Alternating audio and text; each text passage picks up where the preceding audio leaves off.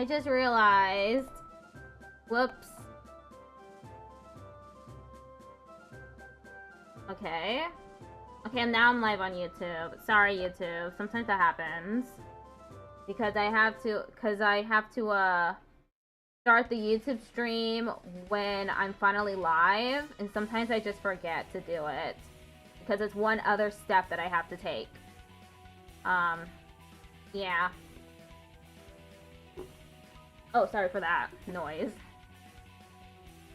Should, going, tonight, usual, order, should, purchase, suggest, finish, receipt, business, necessary, after, correspond, usual, advice, until. Okay, I need to restart this drill anyway. Okay, moving right into some basic briefs that you learned in theory. Okay, here we go. Why, but, yes, much, after, shall, should, going, tonight, usual, order, should, purchase, suggest, finish, receipt, business, necessary, after, correspond, usual, advice, until, advise, receipt, acknowledge, gentleman, suggestion, knowledge, gentlemen. Okay. I'm going to give you some common phrases that people often say, and some of these you can phrase. Again, the way I write recall, anything with a phrase with recall, I do final RL, and recollect is final RK. Okay, here we go. I would say, marked for identification, that's MOID, moid. If he believed, if he believes, if he can. Identification. Where is my lookup? Behind everything.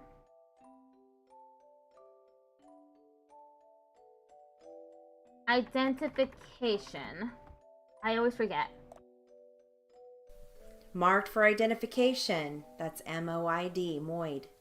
If he believed, if he believes, if he can. That is tough to write. Identification. Marked for identification, though, is moist. Identification, that's MOID, moid. If he believed, if he believes, if he can, if he could, if he feels, if he felt, if he recalls, if he recollects, if he remembers, if he should, if he wanted, so at least you can phrase if he wants, if he was, if I believed, if I believe, if I can, if I could, if I feel, if I felt, if I recall, if I recollect, if I want, if I wanted.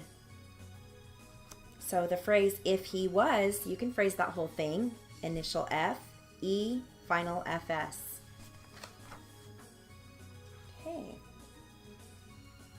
Moving into consonant compounds. Consonant compounds. This is going to emphasize initial SK, initial SL. Oh wait, I just realized I didn't fix the game. Oh, whoops. The game capture on the vertical layout. It's been messed up the whole time. Let me fix that.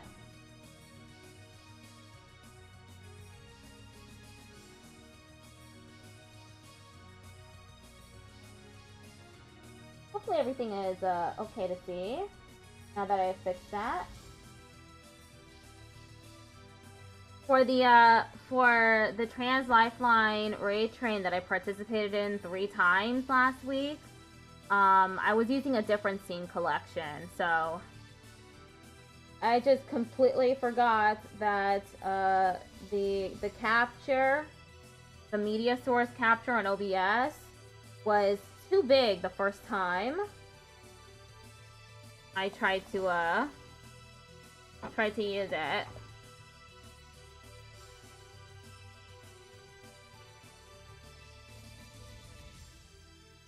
Let me move everything down.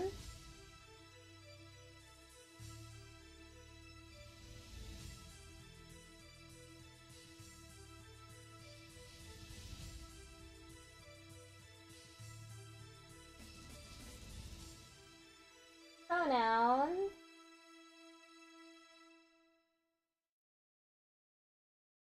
They're fine. Okay, everything's fine now.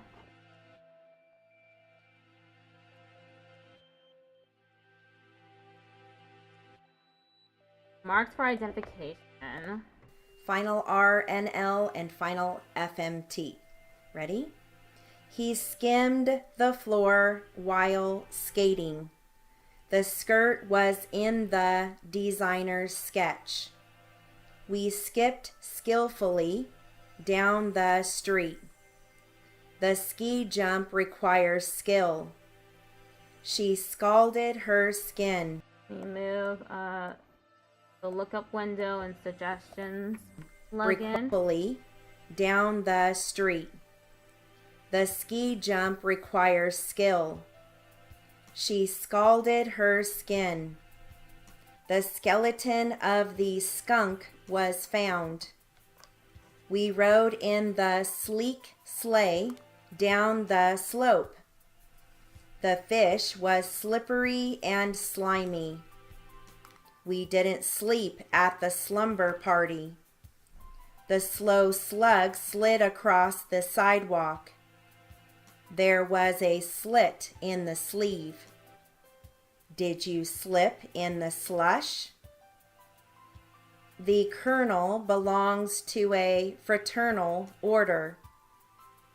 Nocturnal sounds were recorded in the sound studio. We found a kernel of corn. Carnal sins are wrong. The movement of the earthquake caused the pavement to crack. His bereavement is apparent. Okay. Apparent. I missed some sentences there. My next drill focuses on the following theory briefs: March, April, doctor, effect, immediate, individual. Here we go. Here are your sentences. You should see your doctor immediately. Immediate, individual. Here we go. Here are your sentences. You should see your doctor immediately. It is a matter of individual choice. The effect is immediate. Doctors must consider the individual. What will the effect be? We are having April showers. March has 31 days. The remedy was effective. Class starts in April. Dr. Jones saw him in March. I have seen 3 doctors, but nothing seems to be effective. I am going to see Dr. Haswell in April. Report to the office immediately. Taxes are due April 15. Have you seen a doctor about your foot? That ace bandage will not be effective. The program is individualized. You should be home by March 10. The effective date will be April 26th. What effect will a March 12 date have on the individual files? The doctors don't always agree. The immediate problem is the filing date of April 15. He is an individualist. Answer his letter of March 18 immediately. Okay, ace bandage. Okay, moving into some legal briefs. Legal briefs. Okay, we've got evidence, EFD. Evidence. Evident, EFT. And grand jury, initial G, final J. Okay, we're going to start off with evidence, EFD. You must have evidence to convict. Her counsel presented his evidence carefully. There was evidence of tampering. There was evidence of stress. The witness evidences preparation. That book evidenced thorough research. He evidenced a lot of stamina. She is evidencing signs of fatigue. Okay, next brief is evident, EFT. The truth of the statement was evident. It was evident the lock had been broken.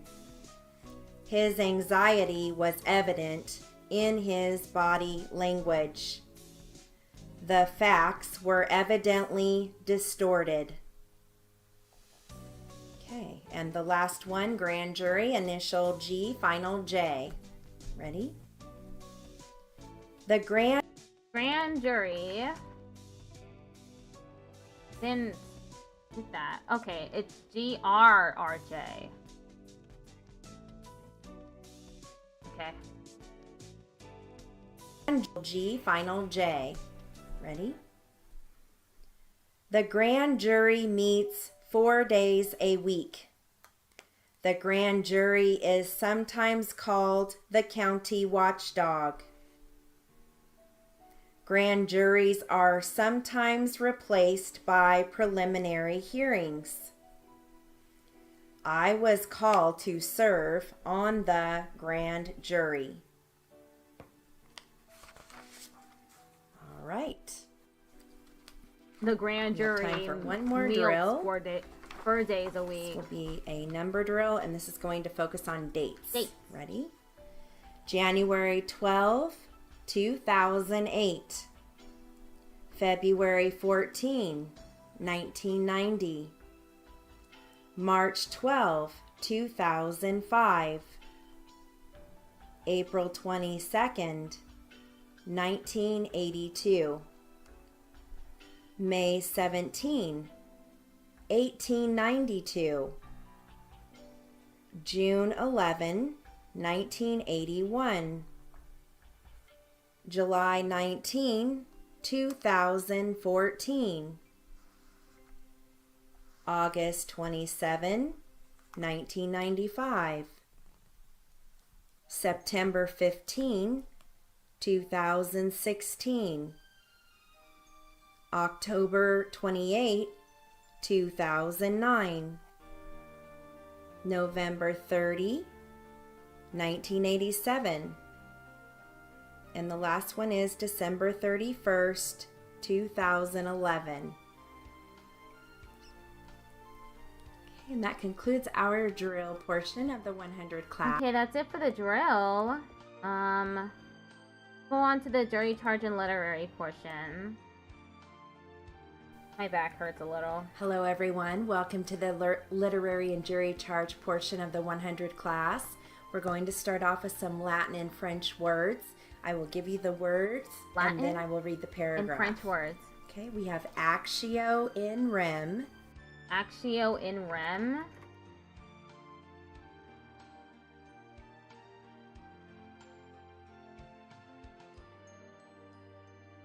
Actio. Actio. Actio. in REM.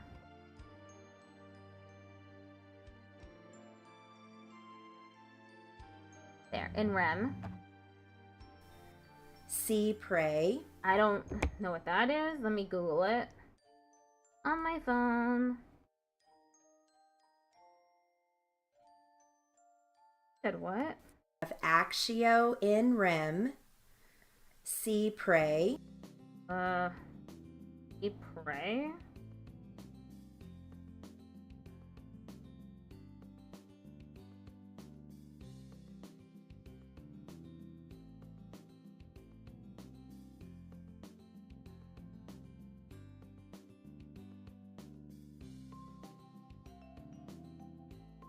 Legal terminology, maybe help.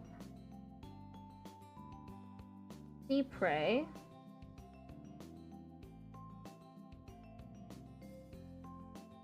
Trying to find it.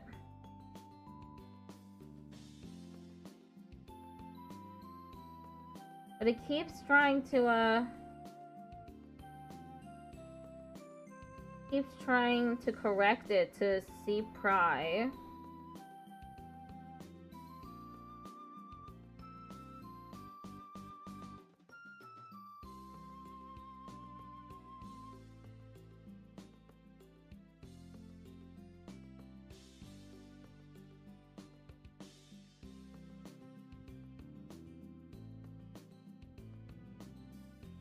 I'm not finding it. Maybe it's a C at the beginning instead of an S?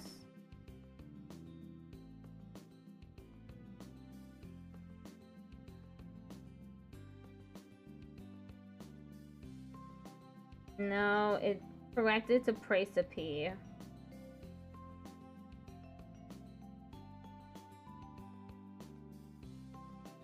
Okay, I'm not gonna find it right now.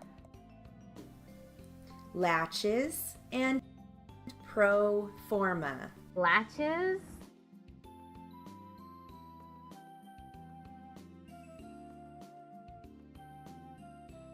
Latches without a T. Okay, that's probably in my dictionary. Latches.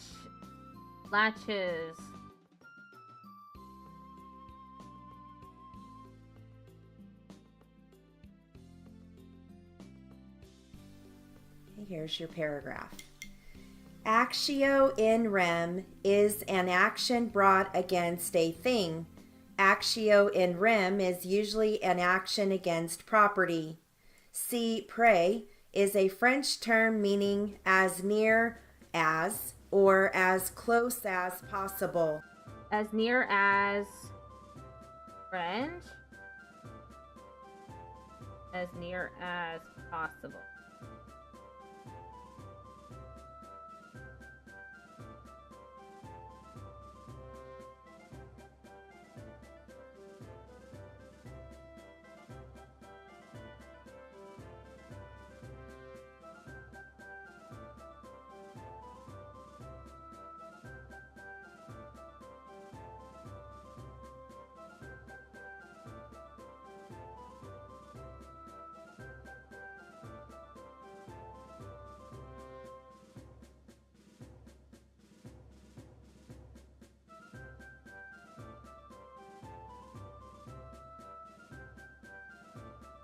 Probably not pronouncing it correctly if I'm not able to find it.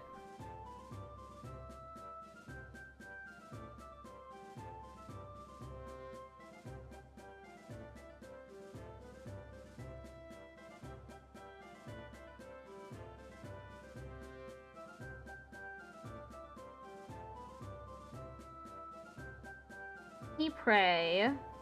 Is it C-Y-P-R-E-E maybe?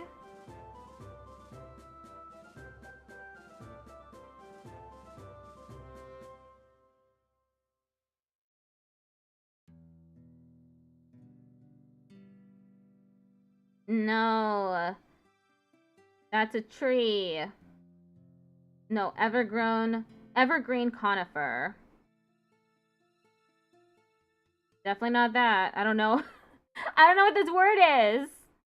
I'm trying to find it, but I'm not coming up with anything.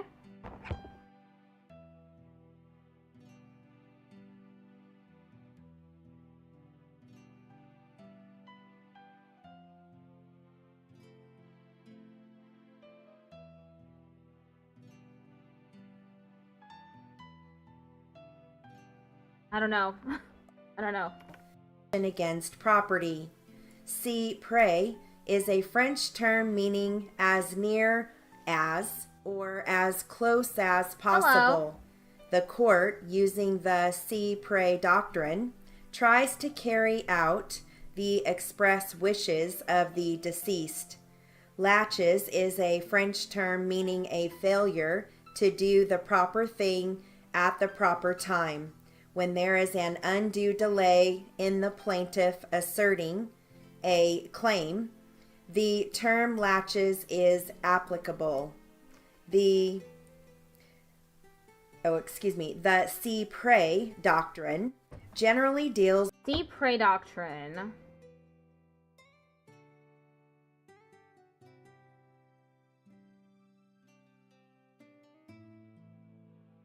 See, oh, I think I found it. CY space PRES. I finally found it. See prey. Okay, I see it. I see it now. The see prey doctrine generally deals with trust. Laches may place an undue or unreasonable disadvantage on one party. Pro forma means to do things in a certain way. Pro forma means for the sake of or as a matter of form. Okay, I'm gonna redo that. Applicable. To do as is an action. Laches and pro forma. Pro forma. Okay, here's your paragraph. Actio in rem is an action brought against a thing. Actio in rem is usually an action against property. See prey is a French term meaning as near as or as close as possible. The court, using the see prey doctrine, tries to carry out the express wishes of the deceased. Laches is a French term meaning a failure to do the proper thing at the proper time, when there is an undue delay in the plaintiff asserting a claim. The term laches is applicable. The see prey doctrine generally deals with trust. Laches may place an undue or unreasonable disadvantage on one party. Pro forma means to do things in a certain way. Pro forma means for the sake of or as a matter of form. I had trouble keeping up the second time too.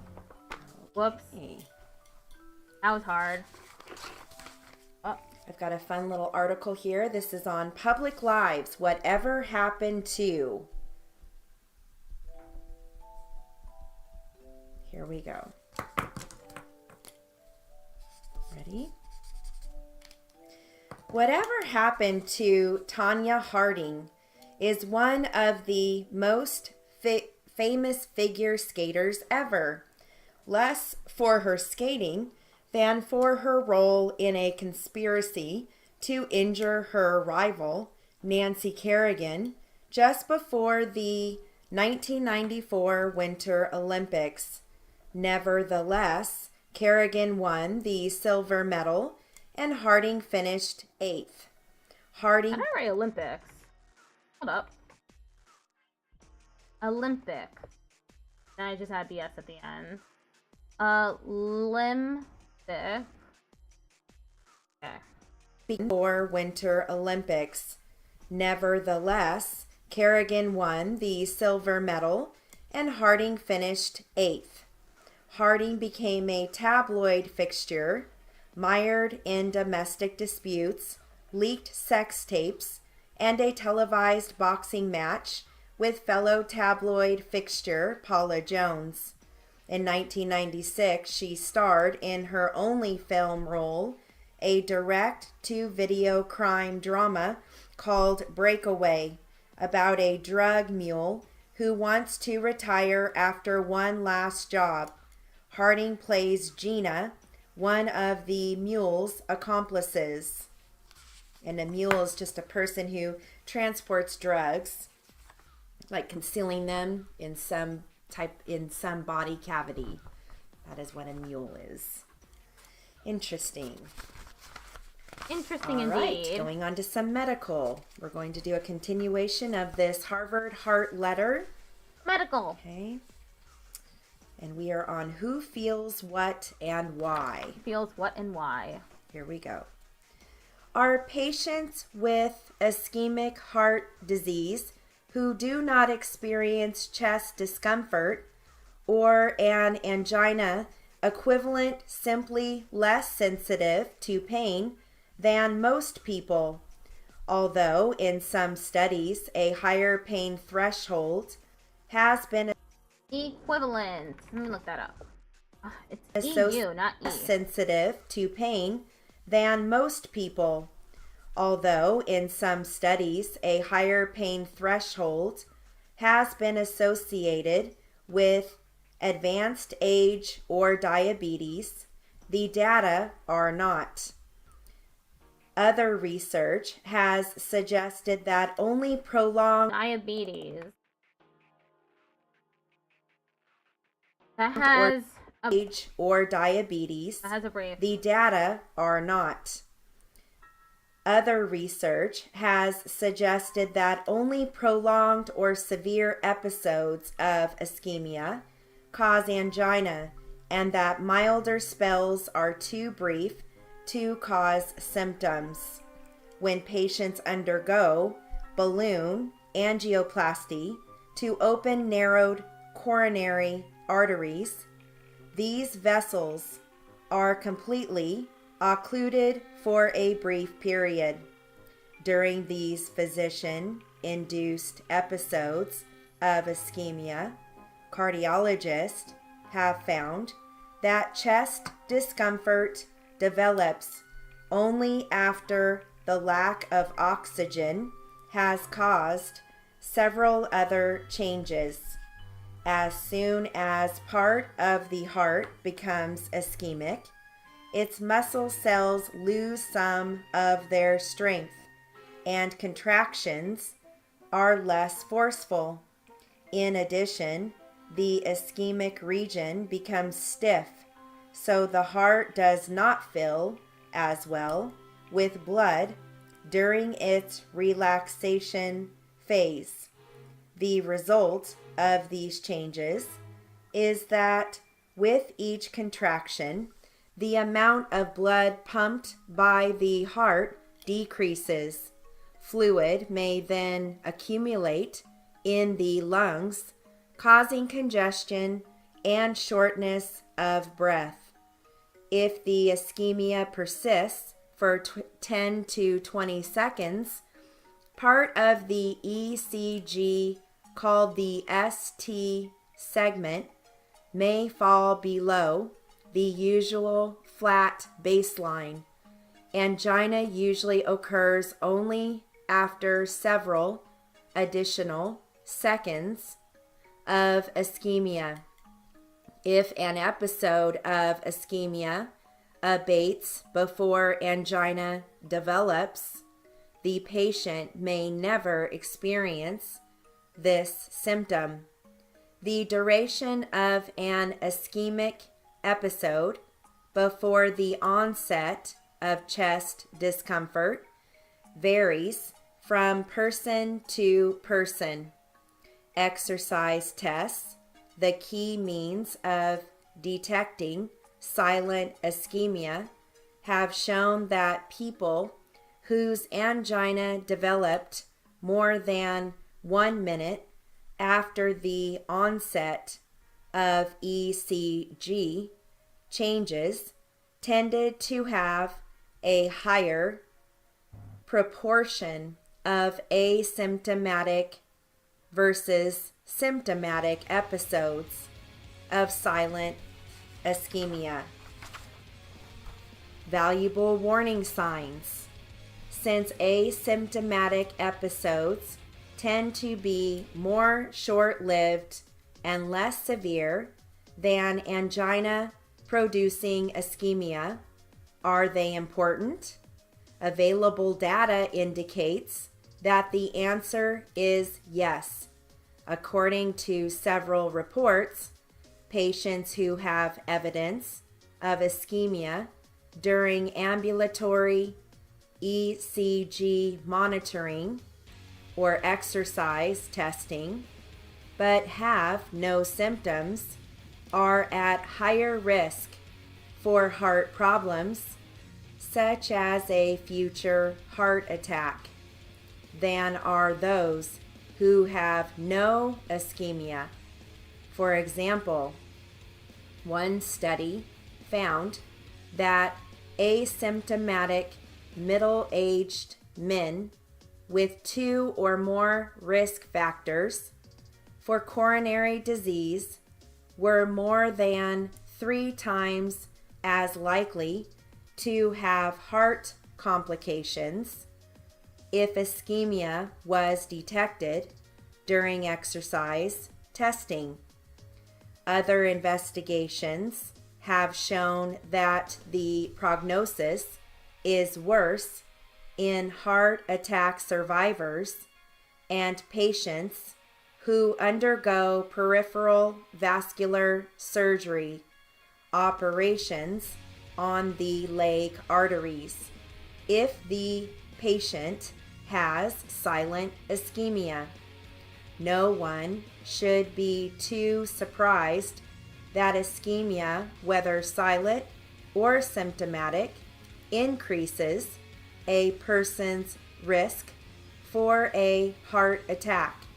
However, angina should not be viewed as a curse that some fortunate people escape because they have higher thresholds for pain. In fact, most cardiologists feel that this warning sign is useful in that it prevents patients from exerting themselves beyond the point at which ischemia ensues. Without the symptom, people might continue to walk up a hill or engage in strenuous exercise despite the stress imposed on the heart, whereas individuals who experience angina could stop, rest, and take a nitroglycerin tablet for relief. Should silent ischemia be treated? Medications prescribed to treat angina are also effective in preventing silent ischemia and include beta blockers such as propanol, metoprolol, calcium channel blockers, and nitrates. If medical therapy is not successful, bypass graft surgery or balloon angioplasty can be used to treat asymptomatic coronary disease. The burning issue, however, is whether silent ischemia should be treated. Since there are no symptoms to be relieved, treatment cannot make someone feel better. In fact, anti-anginal medications may make patients feel worse by causing severe side effects or constantly reminding them of their condition. So far, no one knows whether the use of drugs to eradicate asymptomatic ischemia actually improves survival. When the presence of angina is used to guide conventional treatment of coronary disease, annual survival is about 97%. Even for patients who have had a heart attack. Whether more medications can improve upon this excellent rate is far from certain.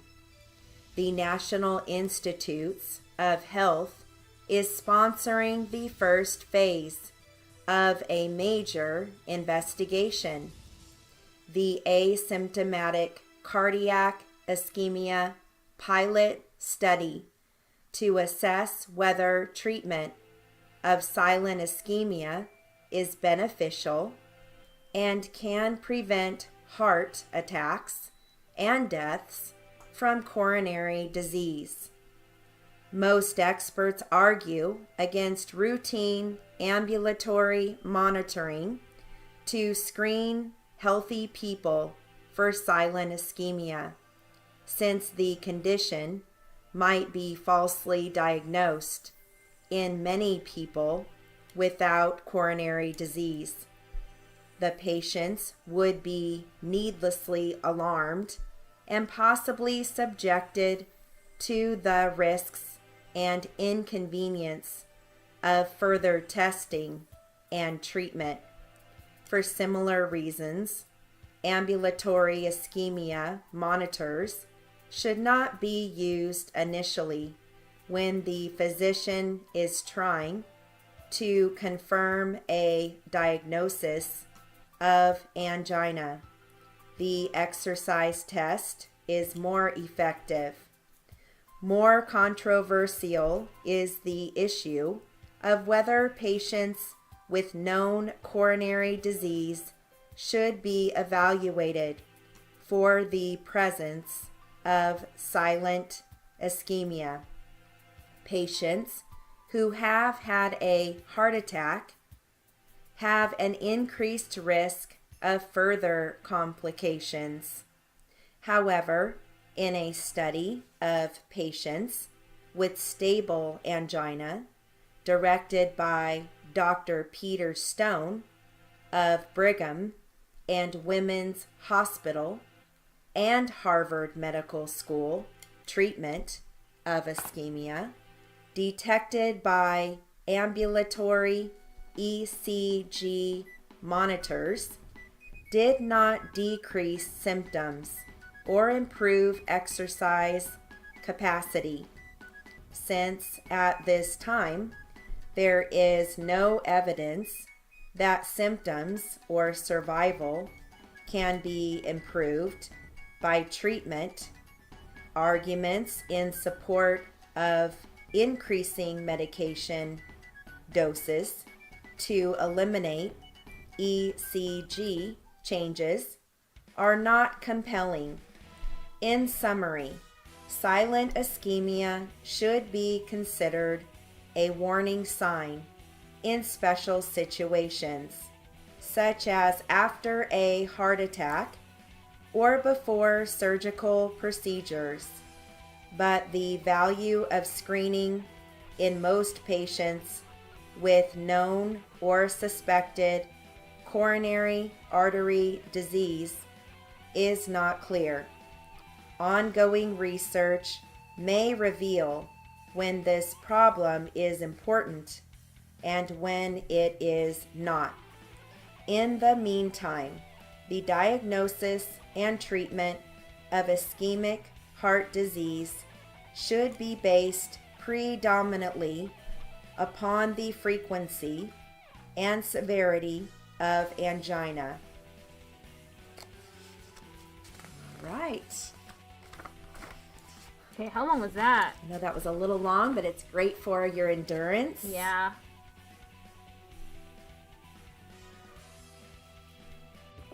Right. Oh, hello, Adel. Sorry, I had one of my plugins And some of these words over on top of well, the we said Twitch ischemia chat. several times. Thank you for sticking let's around for see so here. long. 7-stream streak is awesome. Let's see, some of these other, I know I've covered a couple of these. Propanolol. Propanolol.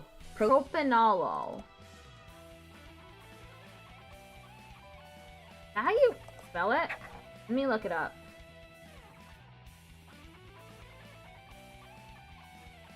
Propranolol. Propranolol.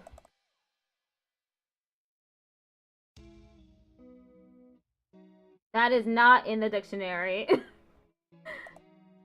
How am I doing? I'm doing okay. I'm really struggling right now. These exercises have been really tough.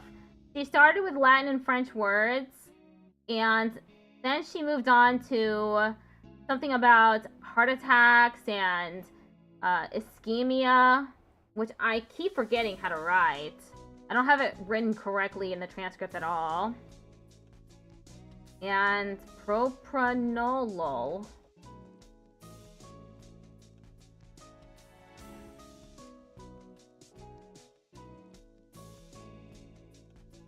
Ischemia. Let me look that up again. Maybe we can help with French words if you want. Oh, it's just, it was, what was it again? The Cypre doctrine, their legal terminology. So I don't think you would be able to help. Since it's just me learning how to write it. Ischemia is not in my dictionary. Maybe I'm not spelling it correctly. I'm definitely spelling it correctly. It's just not in my dictionary.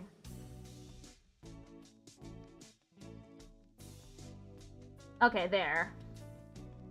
Legal terminology isn't our forte? I would guess so. Propranolol. That was another one. P-R-O-P-R-A-N-O-L-O-L. Propranolol. Let's see. I think we heard metoprolol. That was another one. Metoprolol. M-E-T-O-P-R-O-L-O-L. M-E-T-O-P-R-O-L-O-L.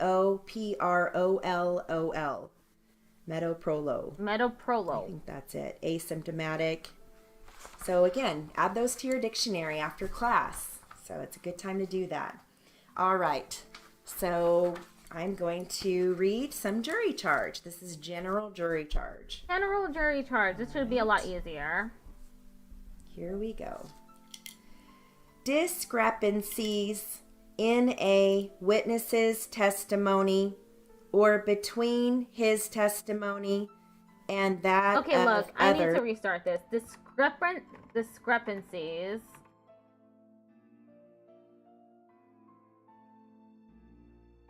Discrepancy. Okay. Well, discrepancy.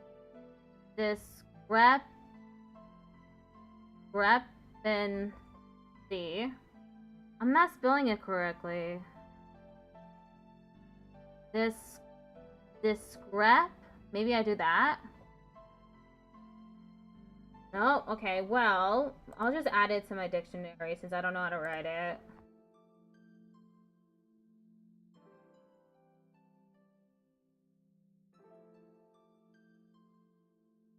STK.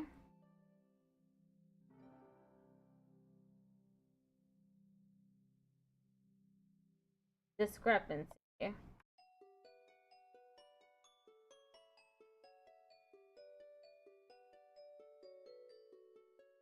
Okay, I got it now. If there was any discrepancies in a witness's testimony or between his testimony and that of others, if there was any, do not necessarily mean that the witness should be discredited. Failure of recollection is a common experience, and innocent misrecollection is not uncommon. Also, it is a fact that two persons witnessing an incident or a transaction often will see or hear it differently, whether a discrepancy pertains to a fact of importance or only to a trivial detail, should be considered in weighing its significance. You are not bound to decide in conformity with the testimony of a number of witnesses that does not produce conviction in your mind as against the testimony of a lesser number or other evidence that appeals to your mind with more convincing force. This does not mean that you are at liberty to disregard the testimony of the greater number of witnesses merely from caprice or prejudice, or from a desire to favor one side as against another. It does mean that you are not to decide an issue by the simple process of counting the number of witnesses who have testified on the opposing sides. It means that the final test is not in the relative number of witnesses, but in the relative convincing force of the evidence. Remember that you are not bound to decide any question of fact according to the testimony of a large number of witnesses as against a lesser number of witnesses when such evidence does not produce conviction in your mind. The test to be given to testimony is not merely the number of witnesses, but rather the weight to which the testimony of such witness or witnesses is entitled. Okay.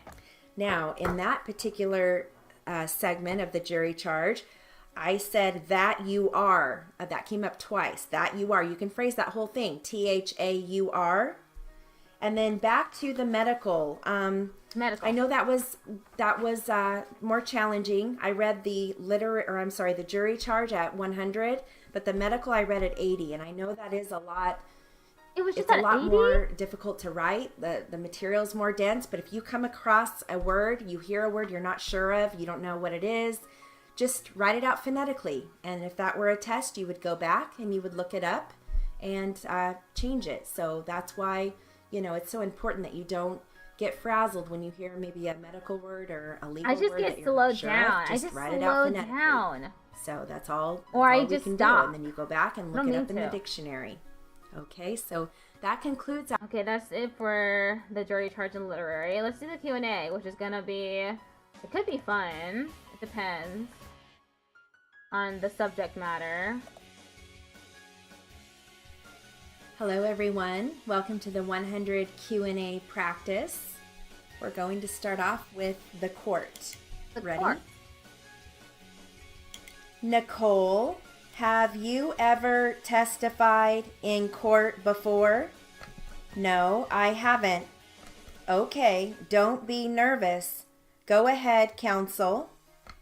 How old are you at the present time? I am 22 years old. On September 28, 2008, the date of the accident, how old were you at that time? Almost 21 years old. My birthday is September 30. Please tell us what high school you attended. Eugene Central High School. Did you graduate? Yes, I did, with honors. What was your major in high school? Oh, I guess general education. I took a little bit of everything. After your graduation from high school, did you go on to college? Yes, I did.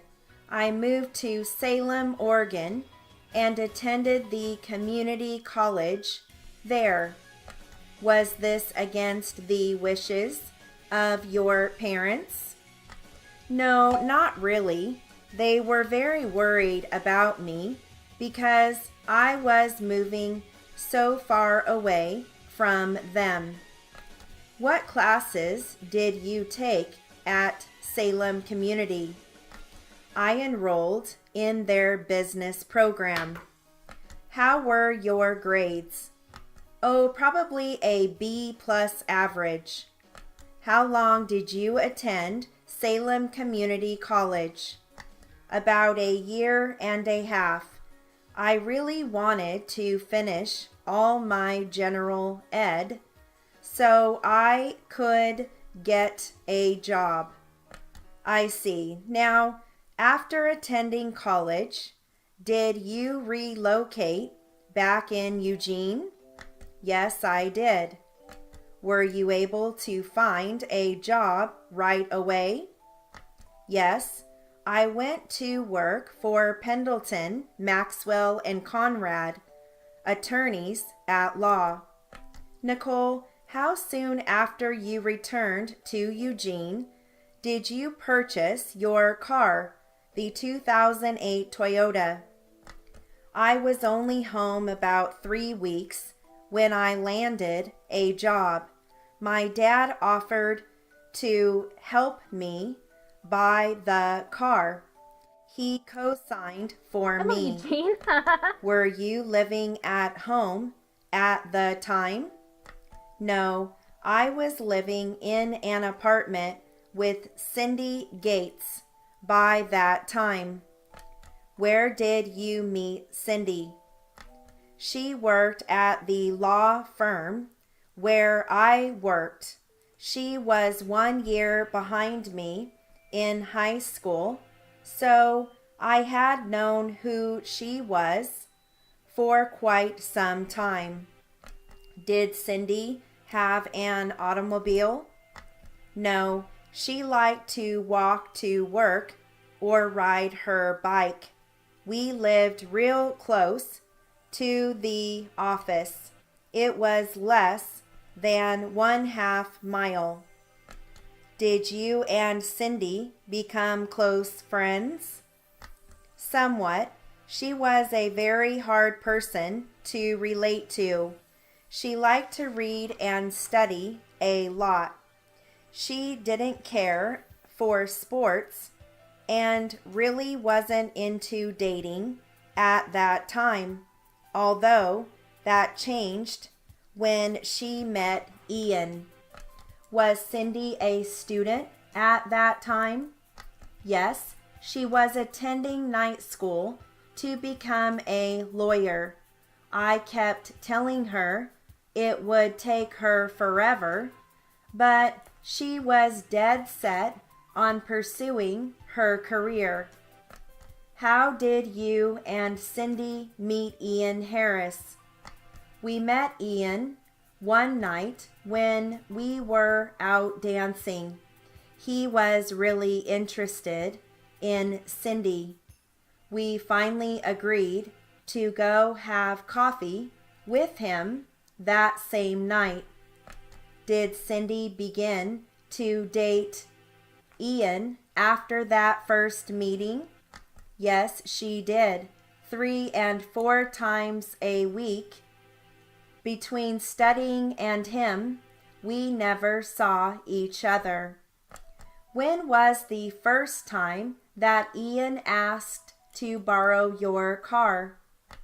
I think it was on the 4th of July weekend.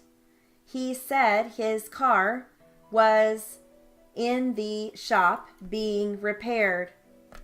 Did he continue to borrow your car after that? Yes, I guess he hated his car because it was always breaking down. So he borrowed mine almost every time they went out. Did he give you any money for gas and mileage? He would fill my tank up whenever it was empty. I hardly ever had to buy gas.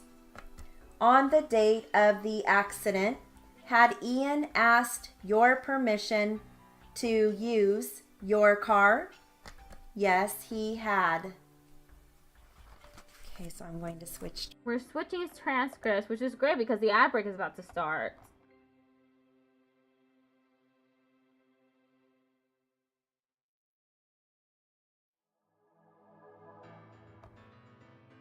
head is starting to hurt a little bit. I don't know why.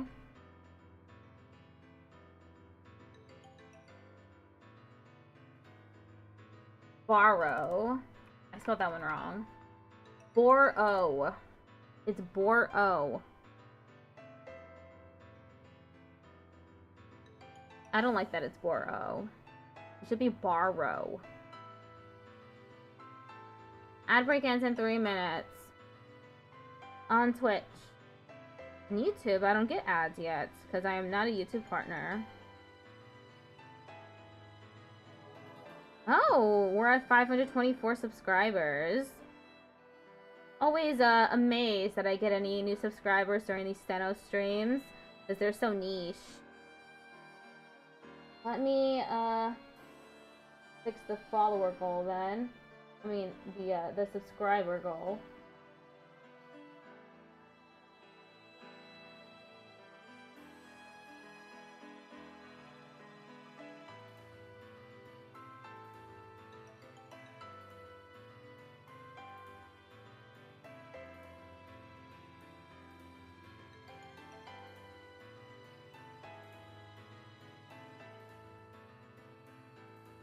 Okay, there. I fixed it. Now it says 524 instead of 523.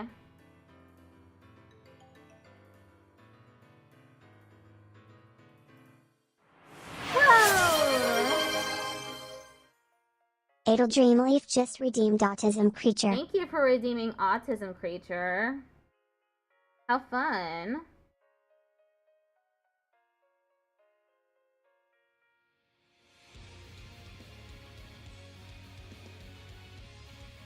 I honestly should have taken a gabapentin before I started streaming because now my back hurts.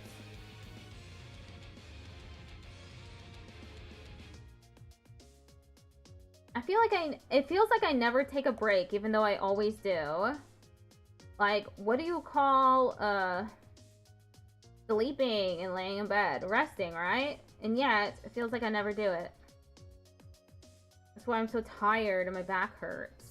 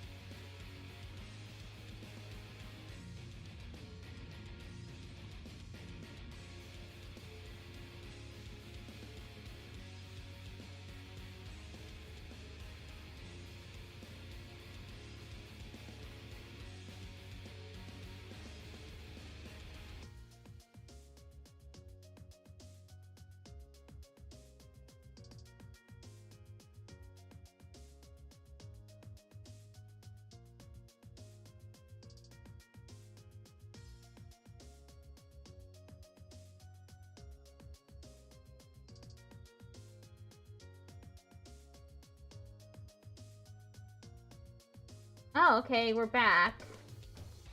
Time to get back into it. Transcripts? We switched transcripts. This will also be plaintiff questioning. Okay. Plaintiff questioning. All right.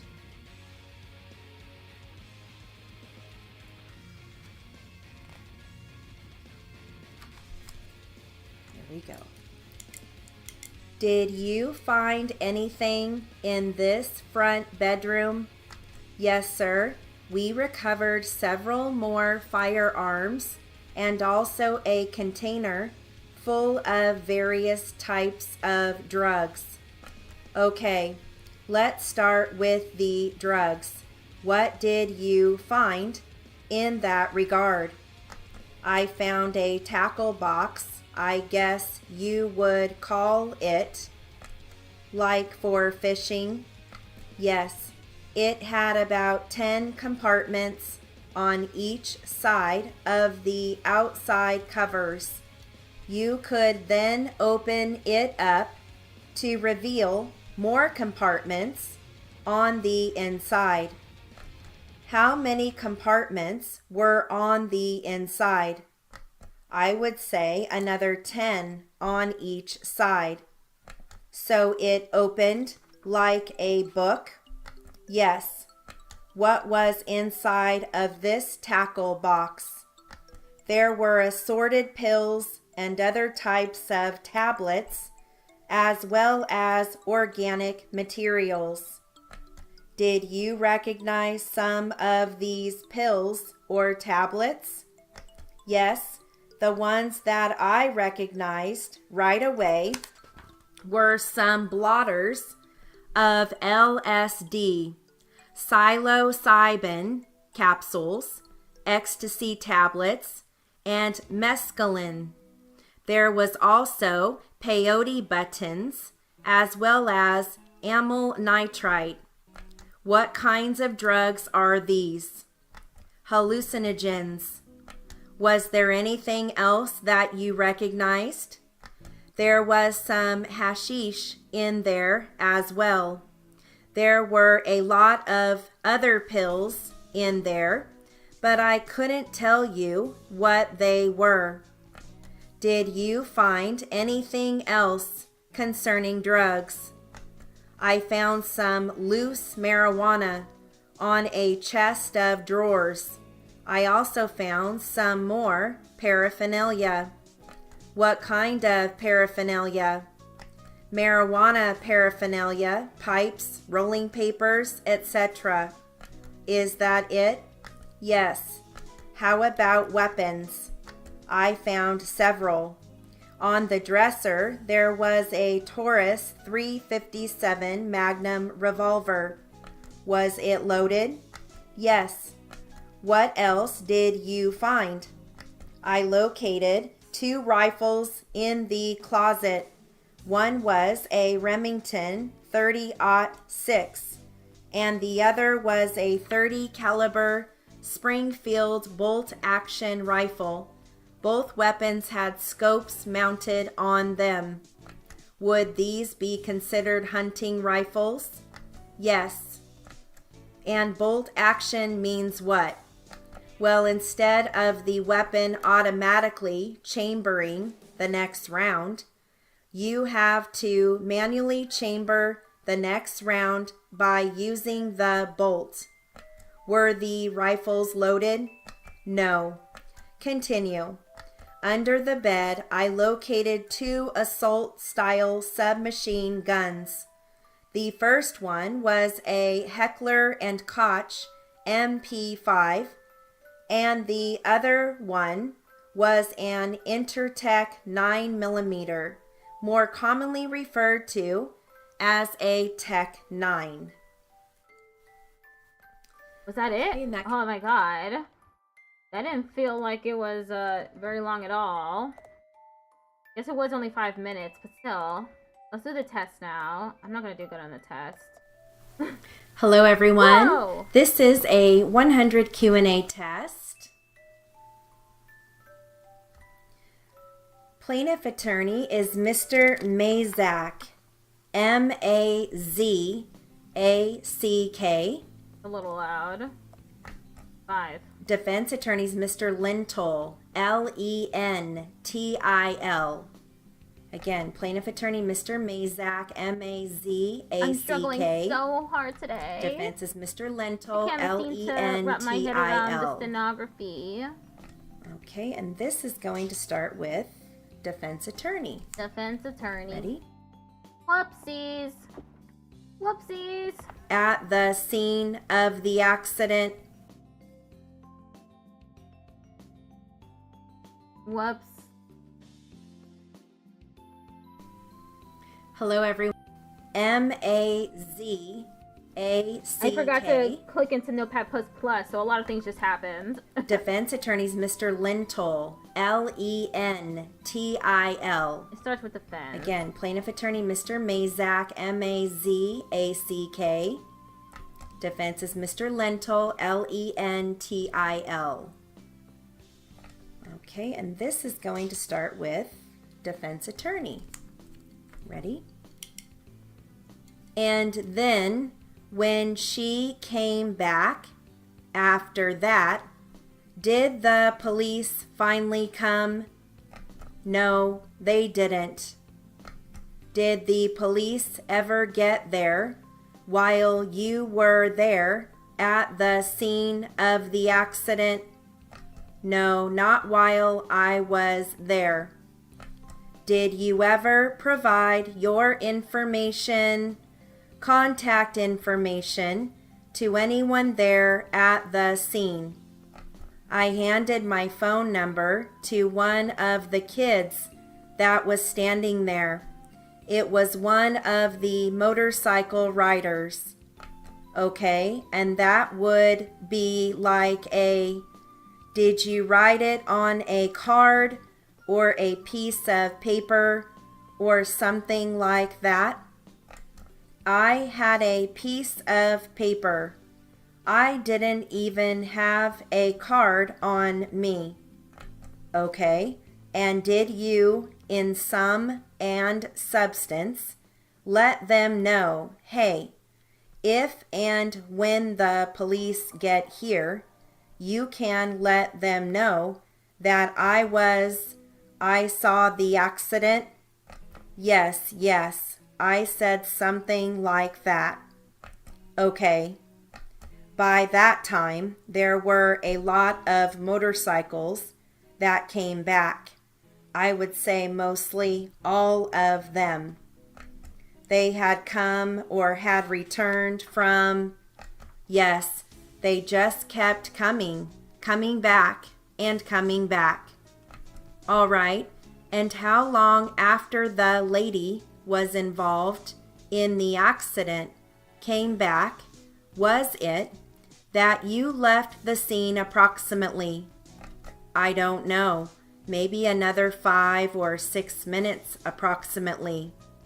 Okay, and did you ever contact the police at all to let them know that you had witnessed this particular accident? No, I didn't. Okay, you understood that having given your name and your number to the people there at the scene, that it was kind of like you did what you needed to do. Is that accurate? Objection. Assumes facts not in evidence. Overruled. Go ahead and answer. Yes. Okay. You would have then been at the scene approximately, as you mentioned, 10 minutes or so, maybe a little more? Yes, something like that. Okay.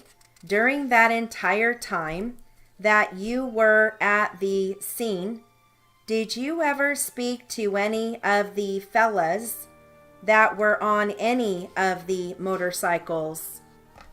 Except for the one I handed the paper to, no.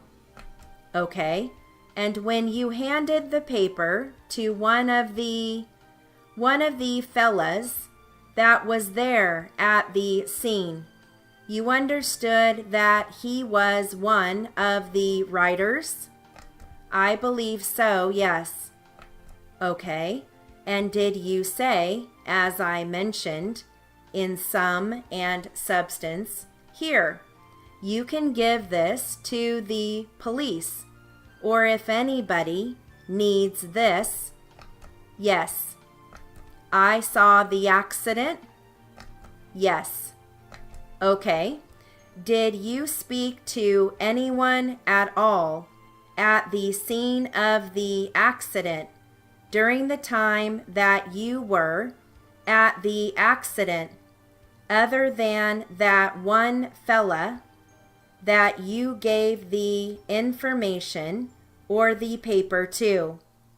No, I didn't. I just talked to the one guy. You said that you saw several riders come back after the accident. Now, other than the riders that were there at the scene of the accident, and other than the lady who had returned, how many more riders came back? I would say approximately 10 more came back. Okay. All the talk about accident low-key reminds me of yesterday's stream. Oh, I almost forgot what yesterday's stream was. It was Life is Strange. Yeah, the accident. Really ugly one that that killed William, Chloe's father. I'm thinking that maybe she got into a car accident because when I was rewatching the VOD for clips, I only got one clip, by the way. Only one. But when I was rewatching the VOD for clips, at the very end, I noticed that the photographs that were coming on screen, half of them were of when William died, and half of them were when he didn't. And they were getting replaced by the ones of him not having died. So one of them was of Chloe getting the keys to a car. So I'm wondering if she just got into a car accident. And I'm worried that the game is gonna have this little moral dilemma where it's like, do you want to save Chloe or save Chloe's father? And it's like, she's still alive and he would have been dead. So I think being alive trumps being dead. I feel like it's gonna do that. And it's not a moral dilemma for me because I feel like if she knew that Max had went back in time to save her father and then killed him again, that would have been rough. She would never like want to talk to Max ever again because Max would be like dead to her. That's what I'm thinking anyway. Okay, let me move this to the 26th class. Okay, we're gonna do the 120 now, even though I'm messing up the 100 a lot. Okay, how loud is this? Welcome to drill practice. Let's get started with some tangle tamers.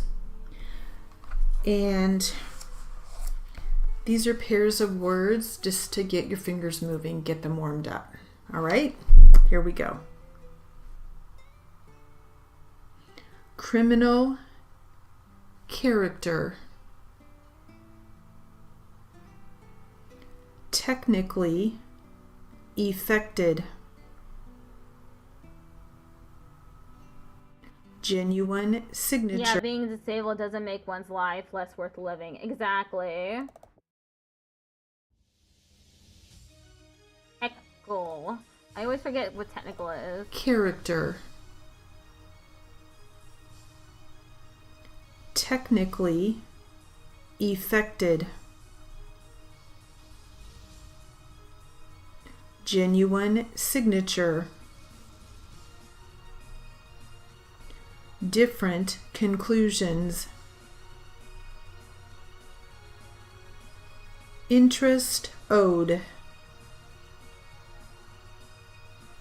Objection overruled. In as much as. Coupled with. Valid separation. Purely mechanical. Complete performance. Wrongful conduct. Highway patrolman. Page 191, line 24. Prove provocation.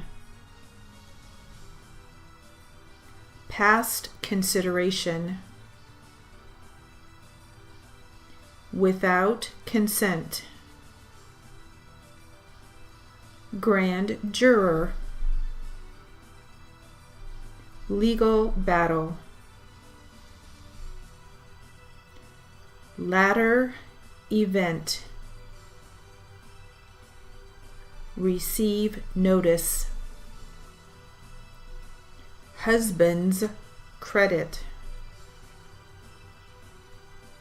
Former marriage. Married woman. Parked illegally. Events. I always forget with the ones that start with E, how to write them. It's not very consistent. All right, I hope your fingers are feeling warmed up. Let's try now some names and spellings. Names and spellings. This is gonna go Ready? bad. Maureen McHugh. MCHUGH.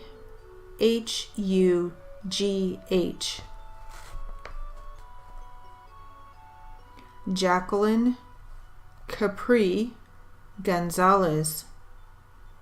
GONZALES.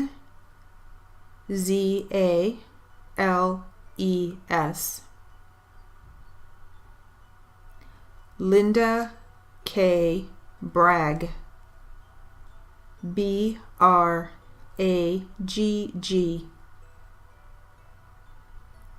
Chris G. Hutchings.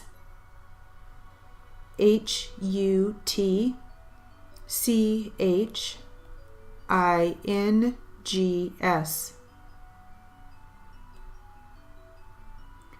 Ginger M. Jabs.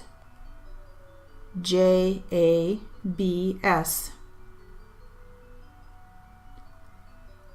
Melissa Thompson.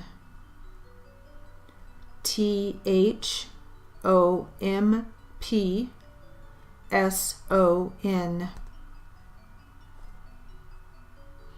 Lori D. Stocco. STOCCO.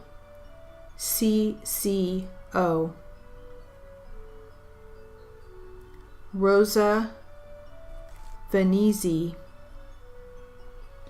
FANIZZI.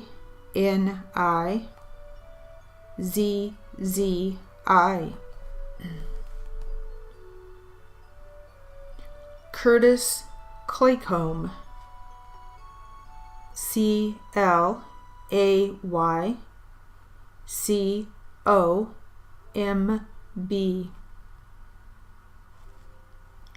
Julianne Nowak. NOWAK.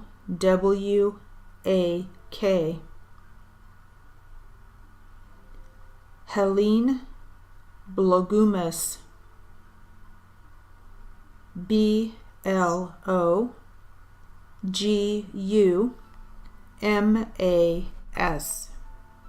Blogumas? Christine Shea Reynolds. REYNOLDS.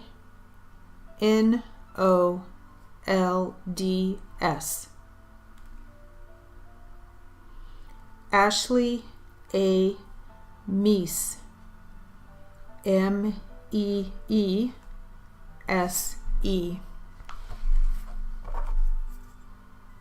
I need to remove that from my diction. Did that.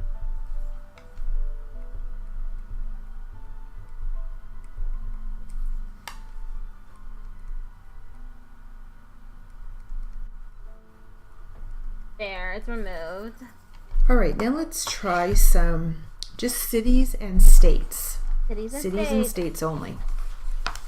Okay, here we go. Huntington Beach, California. Redding, California. Orange, Connecticut. Oxford, Connecticut. Jacksonville, Florida.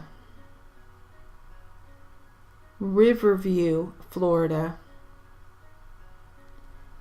Lamars, Iowa. Westminster, Maryland. Collingswood, New Jersey. Albuquerque, New Mexico. Napoleon, Ohio. Columbia, Pennsylvania. Kersey, Pennsylvania. Philadelphia, Pennsylvania. St. Mary's, Pennsylvania. Austin, Texas. Tyler, Texas. Wichita Falls, Texas. Willis, Texas. Manassas, Virginia. New Glarus, Wisconsin. Springfield, Illinois. Easton, Maryland. Macomb, Michigan. Lee Summit, Missouri. Big Flats, New York. Huntington, New York. South Huntington, New York.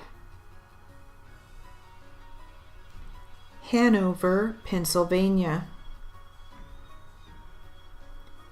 Frisco, Texas. Frisco, Texas. I didn't get most of this right. All right, now let's just have a little practice with names and their credentials. Names and credentials. So CSR, RPR, CRR, whatever their title is. Ready? Here we go. Martin Booley, RPR. Latasha Bates, RPR. Brittany Blesner, RPR. Mark McClure, RPR, CRR. Ellen Cooper, RPR, CRR. Sherry Jones, RMR, CRR, CRC. Amy Bateman, RPR, CRR, CRC.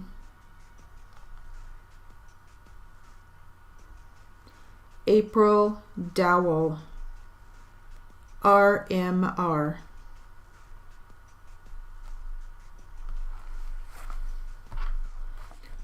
All right, that's it for that. Okay, let's move on to the dirty charts in literary.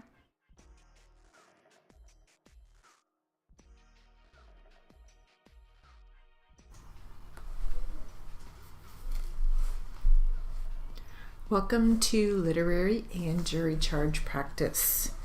Let's get started with some jury charge, and the subject of this jury charge is assault and battery. Assault and battery.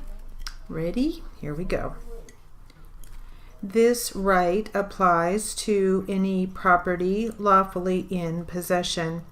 However, anyone ejecting a trespasser will be guilty of assault if he uses more force than is necessary, as when he uses a dangerous or deadly weapon unless the trespass is made with hostile intent and actual force. The general rule is that the owner may use only such force as is necessary to eject the trespasser. A man may not use a deadly weapon to resist a mere trespass, but he may resist the trespass with sufficient force. If, while so resisting, he has reasonable ground for believing that he himself is in personal danger, then he may use a weapon to defend himself and his property. It is clear that a man has no right to commit an assault with intent to do great bodily harm to another for a wrong that he does not have reasonable ground to believe to be dangerous to himself.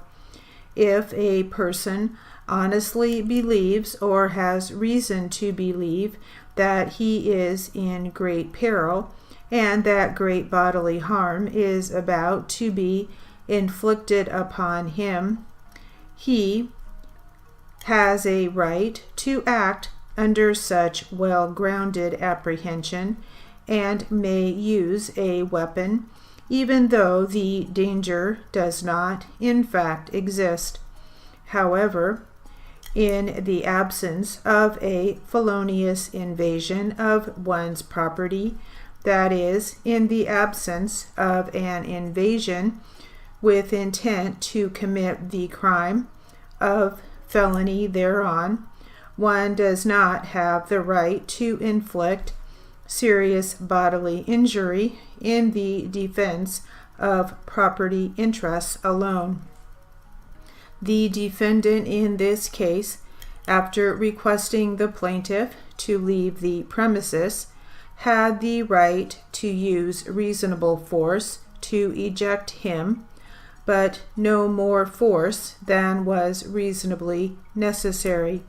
If, in protecting his land from trespass only, he intentionally inflicted grievous bodily harm upon the plaintiff, and was not himself in reasonable fear or danger or bodily harm to himself, then he committed a wrongful assault upon the plaintiff. I'm not sure how fast I went there, because I didn't have the words per minute meter in front of me. It was behind the chat window. I hope I was going fast. So it wasn't fast enough. Right. I couldn't keep up. Let's start this literary. Literary. And it is called Nurture Your Spirit. Nurture Your Spirit. Sounds like a self-help book. Ready?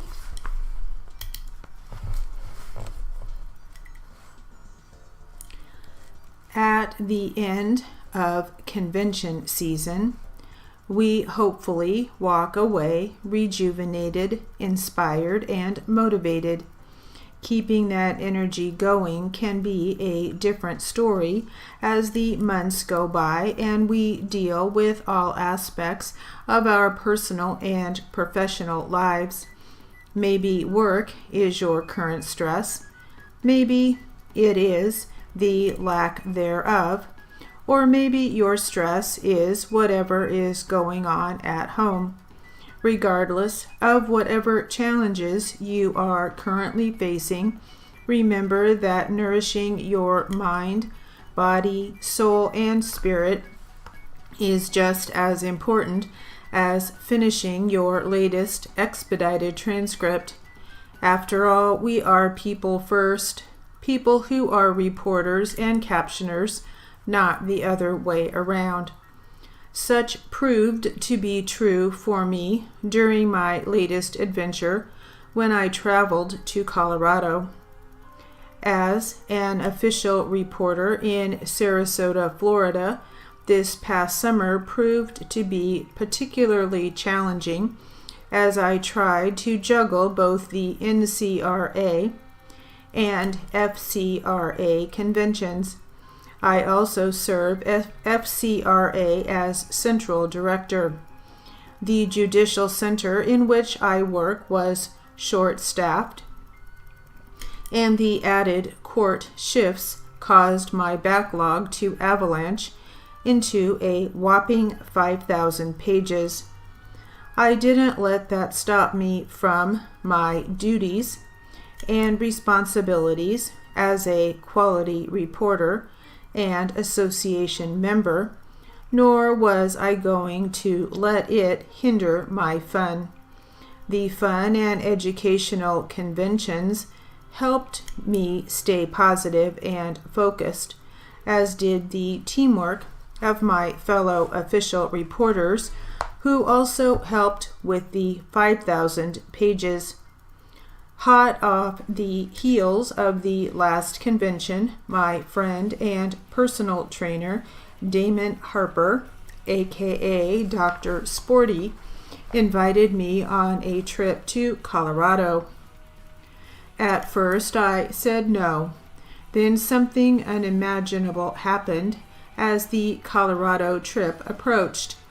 The vacant position filled, court schedules returned to normal, the pages were back to a manageable level, and most importantly, the deadlines were caught up.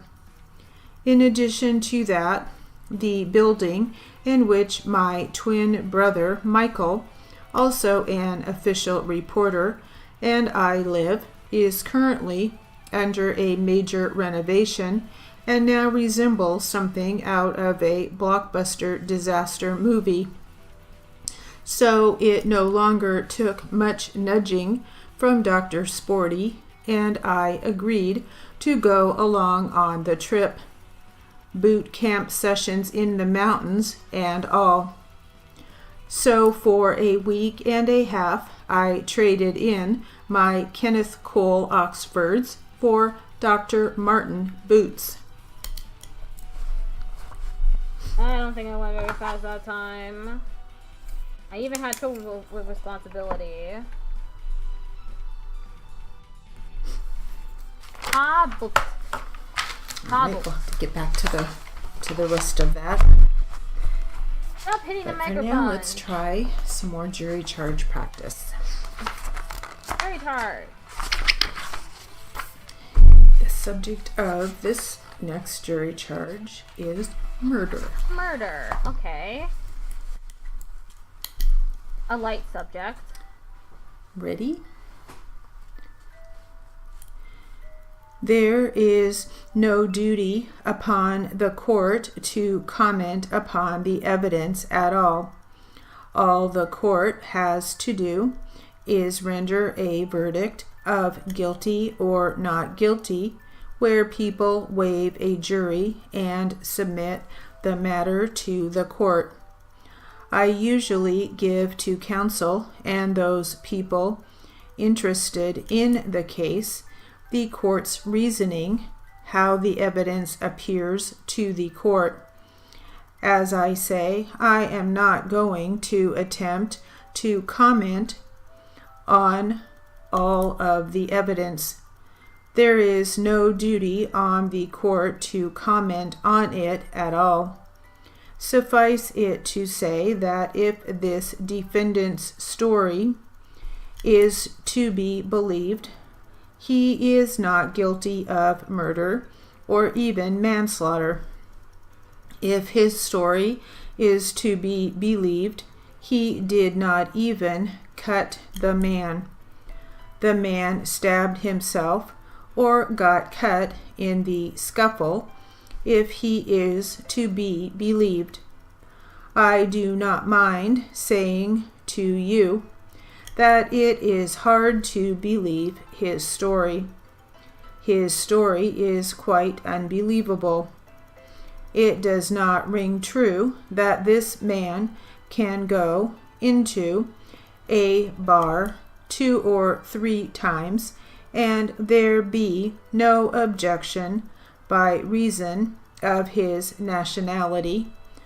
but on this particular occasion, the last time, the deceased comes up to him and calls him a vile name and starts to struggle with him with a knife.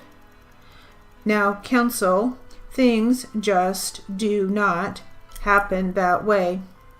If that was all the evidence in the case, why, I would have to find the defendant not guilty, but I cannot believe his story. Now, on behalf of the state, one witness, the girl in the case, Rosemary, was not very helpful, but it does appear that this defendant lived with this girl for over a year, and that only a week or two previously she had left him. All right, so he contacts her there in this bar, according to her story, and according to her story, the defendant wanted to buy her a drink, and she refused. So indefinite though her testimony was, it does show that there was some friction between the defendant and this Rosemary. Now, on behalf of the other witness for the state, Mrs. Carter, she told a very clear and convincing story which jibes with all the facts in the case. She said that this defendant came there early in the afternoon and was quarreling and having trouble with Rosemary. The deceased tried to get him to stop and finally put him out of the place sometime during the afternoon.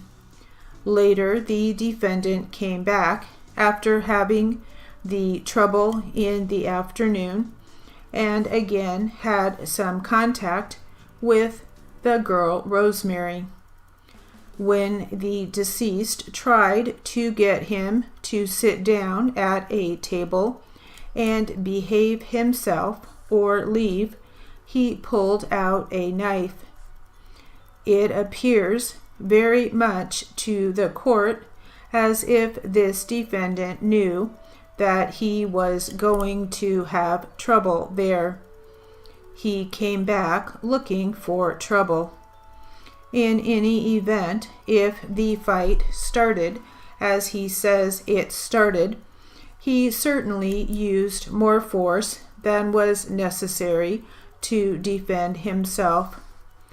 I will have to find this defendant guilty. I do not believe his story at all.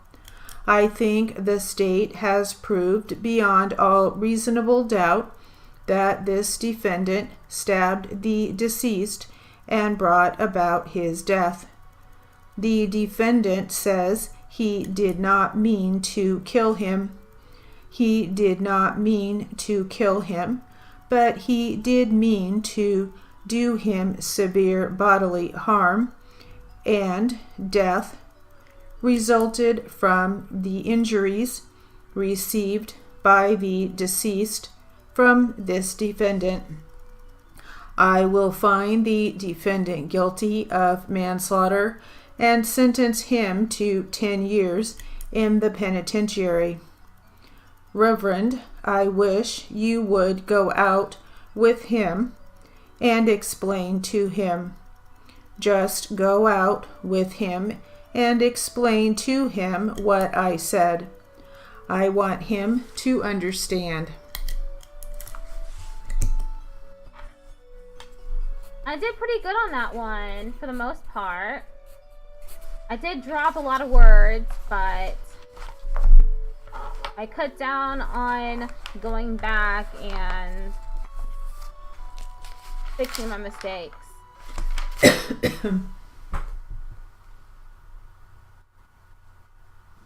That's the important part. Excuse me. All right, so let's get back to our literary material called Nurture Your Spirit.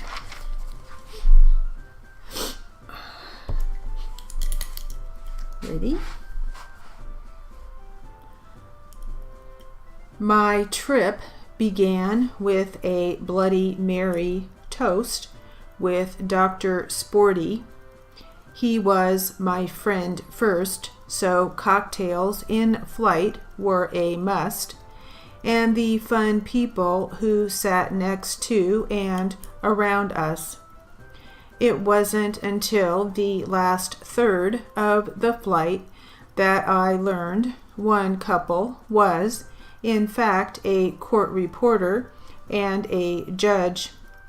In hindsight, I'm grateful I didn't learn that early on, or Dr. Sporty would have been bored to tears by the shop talk and likely would have taken his aggression out on me during the first mountain boot camp session.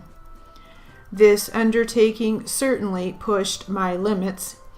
While we mostly stayed on the hiking trails, we took some rebellious detours and hiked far off the required beaten paths.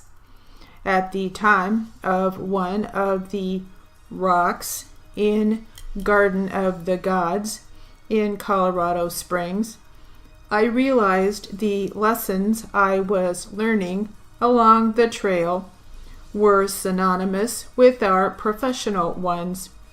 Climbing the mountainsides of Red Rock was a challenge for me with my balance issues, including my occasional bouts with vertigo, but the hike reminded me of the career challenges we face and how we thrive by the achievement of getting through them.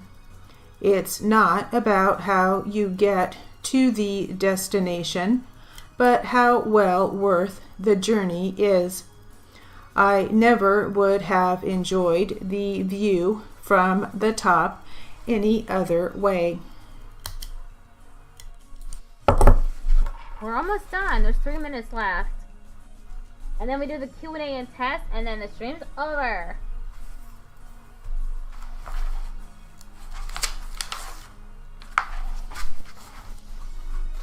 I need to take a dab of pencil real bad. Okay, all right, back to some Whoops. jury charge practice. Jury charge practice. The subject of this jury charge is duress. Duress. Nice. Ready? Right, duress. Plaintiff brings this action seeking to recover the sum of $5,000 and interest upon a written instrument or promise to pay this sum to plaintiff. This instrument is in evidence. Defendant admits that he made and signed this instrument, and as defense thereto alleges, first, that there was no consideration for the execution of the instrument in question. Second, defendant alleges that the instrument in question was obtained from the defendant by duress, that plaintiff, being armed with a revolver, threatened to shoot and kill defendant if he did not sign the instrument. Because of such threats, and in fear that plaintiff would carry out his threats, defendant was compelled to sign said instrument. The instrument sued upon in this action is a written promise to pay money. It is not a negotiable promissory note and does not carry with it the same presumptions as a negotiable instrument. Such a written promise to pay, if it is found to have been given for a valuable consideration, is valid and enforceable in law unless some valid defense thereto is shown. The first defense set out by the defendant is that there was no consideration for this note or instrument. A valuable consideration may be any advantage or benefit to the person making the promise, or any detriment or injury to the other party. A promise by one person to pay money to another cannot be enforced unless such promise is given for some valuable consideration. Yeah, I didn't do well on that one. I kept stopping. Didn't mean to. My brain just stops sometimes when I'm doing steno. It just ceases to move. I mean, it just stops working. Ceases to work. Having a hard time explaining myself. Okay, let's move on to the Q&A.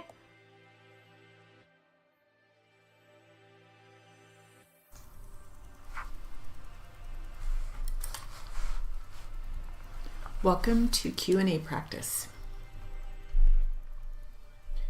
Get started with the plaintiff. Thank you for patting my head. Adel Dreamleaf just redeemed pat my head. Are you related in any way? I wasn't ready. Are you related in any way to Mary Ann Burns? At what time? What is your relationship now? We got married. What was the relationship at the time the loan was made? At the time, it was basically business, to be honest with you. Who did she work for at the time? She was helping me out at the pharmacy. You employed her? Let's say she was a trainee. Was she paid? I don't know at the beginning, but it was expenses, I believe. So you don't have any salary records or payroll records for her at that time? She is a salaried employee now at Beauty World.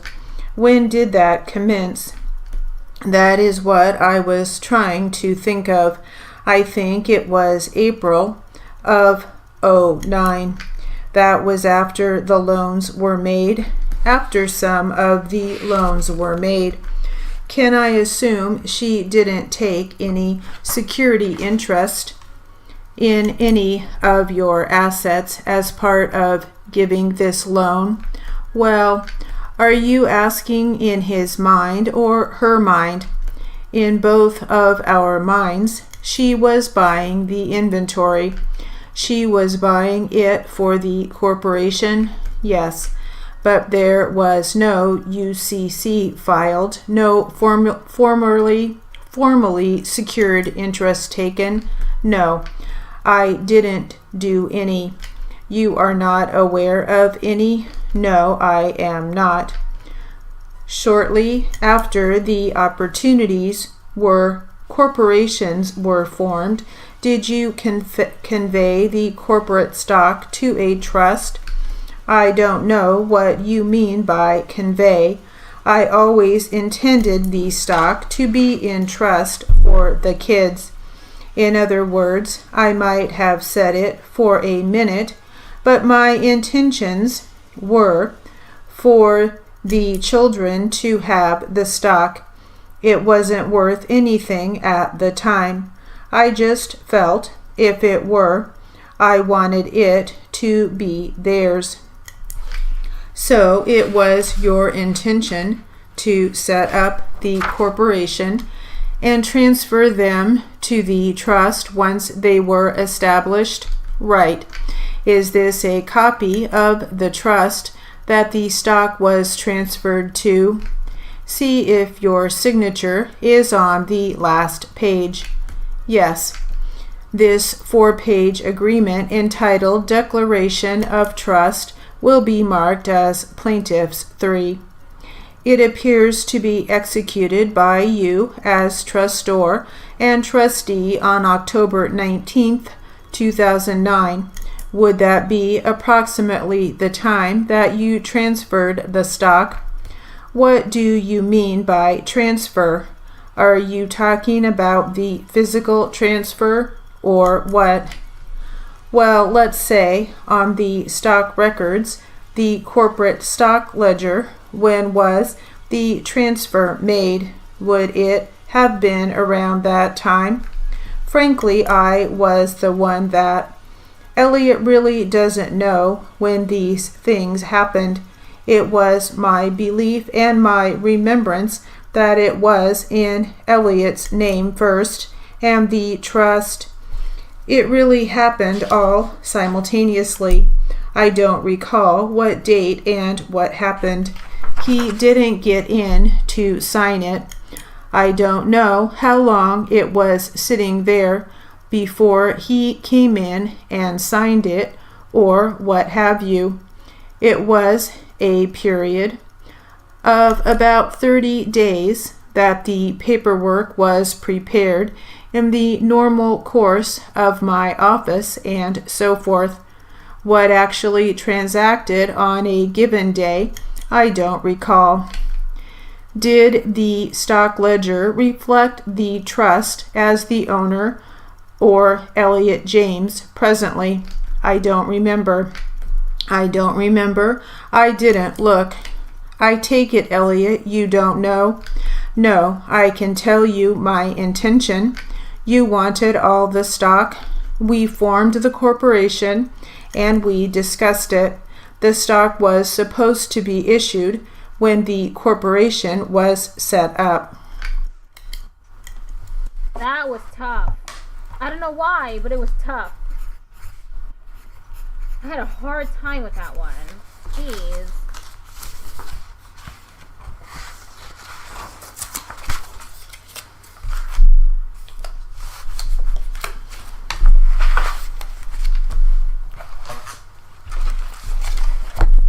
Okay, are we switching transcripts? Let's practice from our other transcript.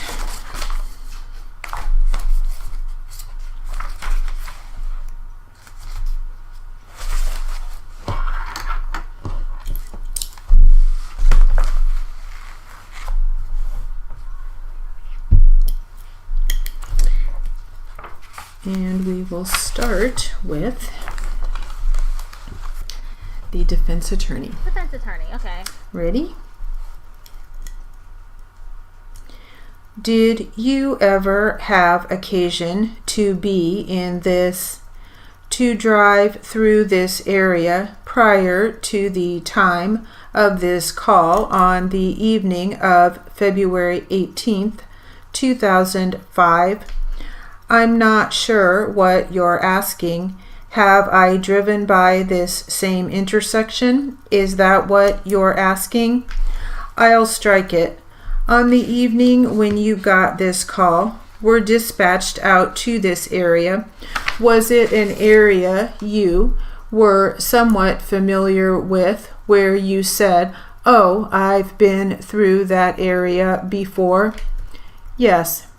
And based on those previous experiences going through that area, did you recall being there, being a bus stop in that area, or it being at or near an intersection there at the location where it occurred? I don't recall that, no. And it states on here that the patient was found laying face down in the middle of the street. Do you recall if that was the information you provided to the author of this report, or it was observed by him? Do you recall observing that upon arrival at the scene? I do remember her lying in the street. I can't recall if she was face down specifically. Do you recall where in the street you first observed Ms. Waters laying? Okay, be right back. I will be right back.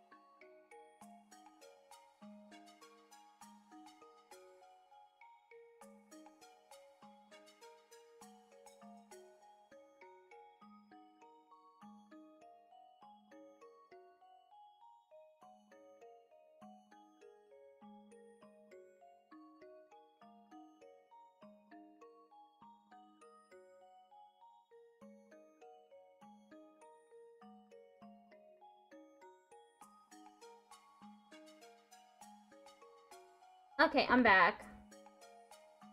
Face down specifically.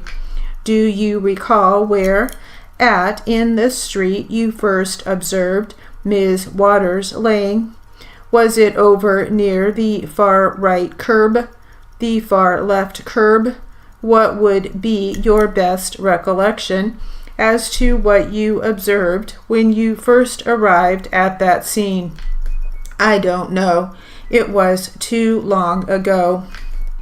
Was it dark out at the time? I believe it was getting dark, if it wasn't dark. Okay. Do you recall what Miss Waters was wearing on the evening that you rendered this care to her? No. Do you recall at any time in that about 8-minute interval you were at the scene rendering care, observing the vehicle that struck Ms. Waters or the driver of that vehicle? I wouldn't have, no. Do you know who the first individual in your unit was to respond to Ms. Waters and to observe her condition? Was it yourself? Probably. And is your recollection refreshed by this particular report, which we're identifying as Defendant's Exhibit 3, that she was actually found face down in the middle of the street at the intersection of West Valley and South 9th? Well, that misstates his testimony. Do you understand the question, Mr. Graff? I do, and she was found face down in the middle of the street, somewhere by West Valley, South 9th, not necessarily the intersection. And what was the first thing that you did upon arrival? Did you try to turn her over, or what did you recall? I would have assessed her level of consciousness. And how would you go about doing that, or how did you go about doing that in this particular case? Just speaking to her, and she was conscious when you attempted to speak to her? She was. Did she appear disoriented? She appeared confused to me. I didn't do good on this. Is that it? Yeah, that's it for this. Moving on to the test, which I'm gonna fail. I know I'm gonna fail.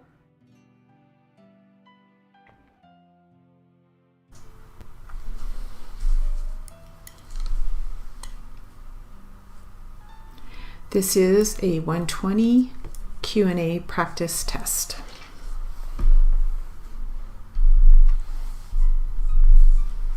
Plaintiff Attorney, Mr. Rogers, capital R-O-G-E-R-S.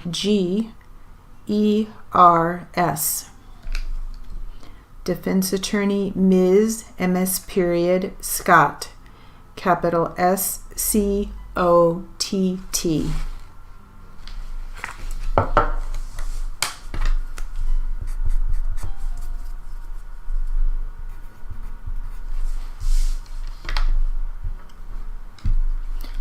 And we'll start with the defense. Okay, defense. Ready? And do you remember where you worked prior to that? I believe I worked for temp agencies before then, doing secretarial type work. Yes, like Ribbity temps, things like that. Apple One. Yes. And how long did you work at the different temp agencies? It was off and on, maybe 2 years. Do you remember where you worked and what type of work you were doing prior to that? All the jobs that they placed me in were clerical in nature. All right. So was that the kind of work you started doing out of high school? Was temp working at temp agencies, or no? So what did you do prior to the temp agencies? After high school? She's a college graduate, right? So trying to go back to when she began her work career. You don't have to tell me every single job. I'm just trying to get what types of work were you doing? Were you a court reporter? Were you an executive secretary all the time? Did you do other types of work? It was. Most of the work I've done has been administrative, clerical type. I see. Okay. Did you work at any job for any substantial amount of time, or was it lots of different little jobs? I worked for the Department of Rehabilitation. Oh, you did? Okay, that's right. I think I saw you have one claim there, I think. Yes. Okay, right? Yes. Okay. Do you remember how long you worked there? Approximately 5 years. Okay. And what did you do there? Office assistant, too. All right. Any other types of long-term jobs or... I worked for the California Youth Authority. How long did you work there? About a year. Oh no, I'd say a year to 6 months. So did you go right from... Oh, okay. So you had a break in your time working for the different government agencies, basically? Yes, there was some breaks. Okay. And any other work for the state or the government? No. And then just generally tell me what other types of jobs you did besides working for the state or working for the temp agencies. Superior Court. And the Superior Court. Yeah, that's pretty much it. Now I know you had the one injury at the Department of Rehabilitation. I don't know too much about it. Let's see, I have a date of injury as June 14th, 1981. Can you tell me what happened in that injury? I lifted a typewriter and sprained my back. The low back, upper back. And where did you treat for that? A very long time ago. I don't remember. You don't remember? Did you get any type of award for that? I did. Do you remember how much? I think it was 4,000 or 5,000. And did you recover from that, or did you have lingering problems? No, I recovered from that. Okay, and do you remember how long you treated in the beginning? Approximately 4 months. You don't remember any of the doctors that you went to? No, I'm sorry, I don't. All right. Did you ever have a workers' compensation injury while you worked at the Youth Authority? No. What about for the temp agency? No. And any while at the Superior Court of Los Angeles County? No.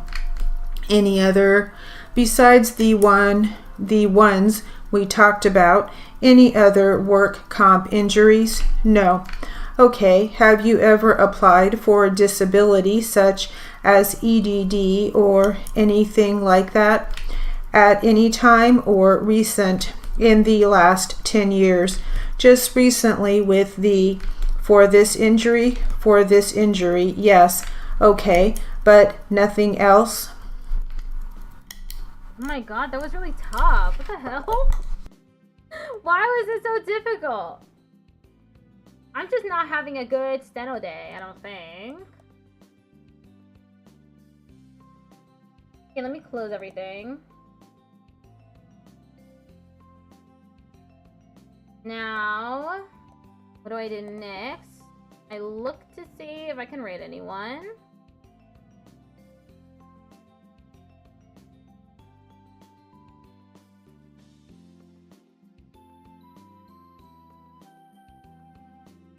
Okay, we're going to raid Marble. Marble uses its pronouns. It is currently having a Marble-thon.